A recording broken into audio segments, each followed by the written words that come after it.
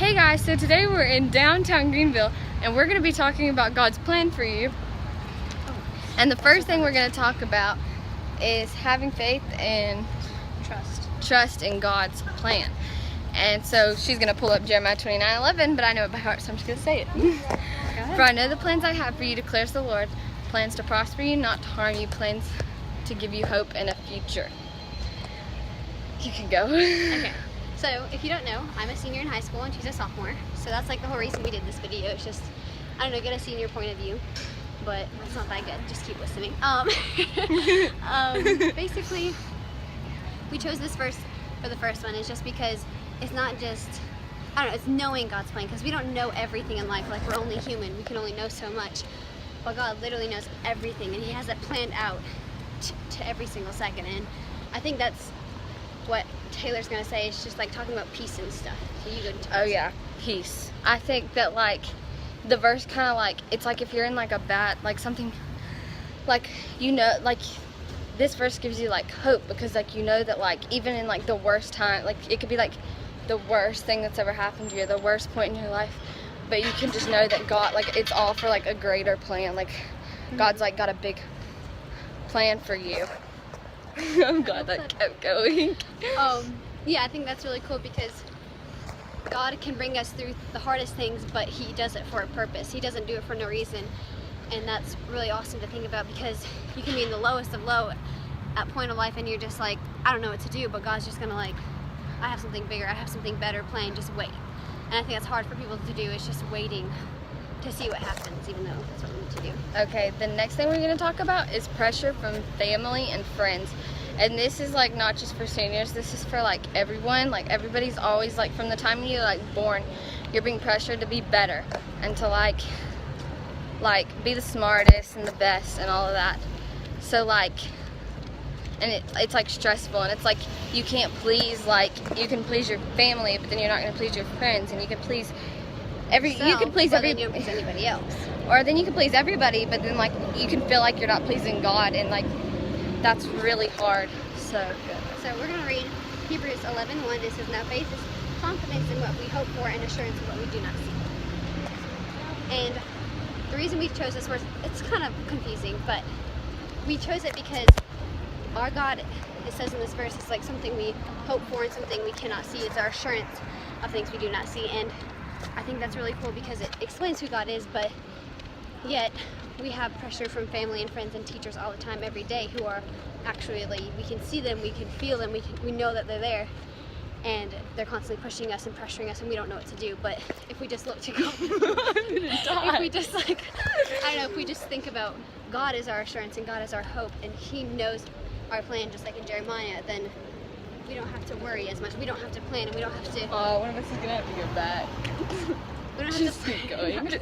we don't have to go back and try to plan every second, because that's a disappointment. Like, because we plan out everything. Like people, like we both have friends who like have planned like their whole lives out to a T, and it's like I know like one day they're gonna like, it's not gonna go to like their perfect like plan, and then it's gonna be like the worst thing ever, because they're not gonna know what to do, because you're gonna be left stuck because you had this one plan, you had this one path, you had one step to do, but like that's not the way, that's not reality, that's not life, because things can hit us out of nowhere and we don't know what to do.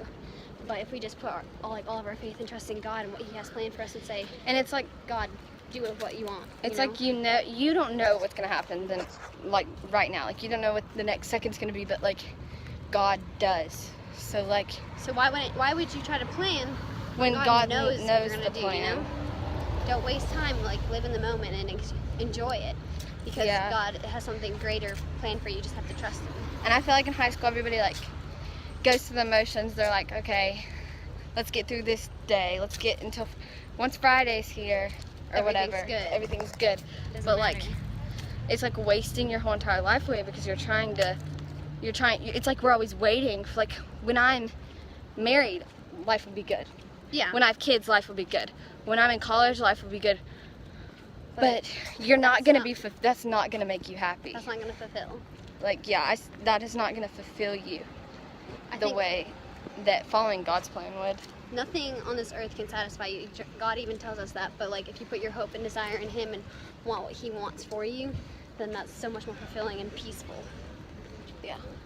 And last thing is God's will versus God's will versus your desires. And yeah, you can Oh, start you wanna talking. read the verse? Yeah, sure.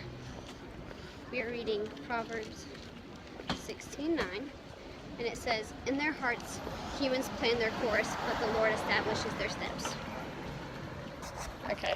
And the reason I love this verse, it's been like a huge verse for my senior year, is because I'm such a perfectionist and I try to plan out every single moment, like I'm going to do this on this day and I'm going to have my college picked out before this semester ends and all this kind of stuff. But we can plan as much as we want, but God's the one who establishes our steps. So even when we go off course and we start doing what we want and doing our desires, God brings us back to where He wants and says, "This is what I really want for you. Trust that it's going to be okay, even if it seems impossible." Yeah, want me to keep yeah, you can keep going. Sure. We'll go upstairs now. So like, even though like it is not just for seniors, like we try to plan our lives from high school starts because that's what teachers tell us to do. So if you think like we can plan as much as you want, and we think that's the way it's supposed to be, but why plan when God's like, "Hey, I have something better planned for you"? And I feel like a lot, if we plan, then we're shading what God's want. We're trying to, I don't know, we're trying to cover up, and we don't see what God wants because we don't have open eyes. She's making me do crazy stuff. I don't know, we don't see what God wants for us because we're so covered and we're so like into our own plan that we don't see His desires. Yeah. I guess like it's like you're raised to like want all these things. Like you're raised to like You're raised to dream. I know that for sure. They tell you when you're little, what do you want to be when you're older? Like asking you like your biggest dreams, and then kids are like, I want to be a firefighter, you know, like, and that's not possible. Like that's possible. Like you can be a firefighter, but does God want you to be one? Yeah, and it's like from like 3 years old. It's like I want to be a princess when I'm older. Like it's the stupidest stuff, but it's like it's our human flesh. That's what we do. We just desire and we dream and we do random things. Yeah. But I think what we have to do is get me in there. I think what we just have to do is just have an open hand to God and just be like, God, just pray about it all the time. We say it's to live in the moment and be experiencing it, but it's not wrong to pray about it. It's not wrong to say like, God, I want to pray for my future and I want you to be a part of my future all the time. And I want you to plan it. I want you to be a part of it. I want me to trust you with it. Yeah. And I feel like I said this in the last video, but like it's so much less stress. You can actually live if you give God give God your give Him not like your life, like your life, but like more like give Him like the what's the word I'm looking for? Like Jesus, take the wheel. Yeah. Like that. Like give Him that ability, like let Him have that, and then your life, control, and then your life will be much less stressful because you can just live and know that God has you and God like has your whole life in His hands. I don't know, it gives you so much joy, and you're just like, I don't have to worry what's going on tomorrow because God already has me in this moment today, so what can I do for Him? I'm sure. I'll hold it now. Okay. Well, we're about to wrap up anyways. Yeah, I can be tall again. Okay, so that's sort of the end of this crazy video. Like Yes, crazy walking around. Walking around. But what do you want to end this with? We don't ever plan the end. No, we don't plan the end, but that's okay. I say pray about your future and live in the moments. Yeah, that's a good way to end it. Pray about your future and live in the moment. So see you next time. next time, yeah.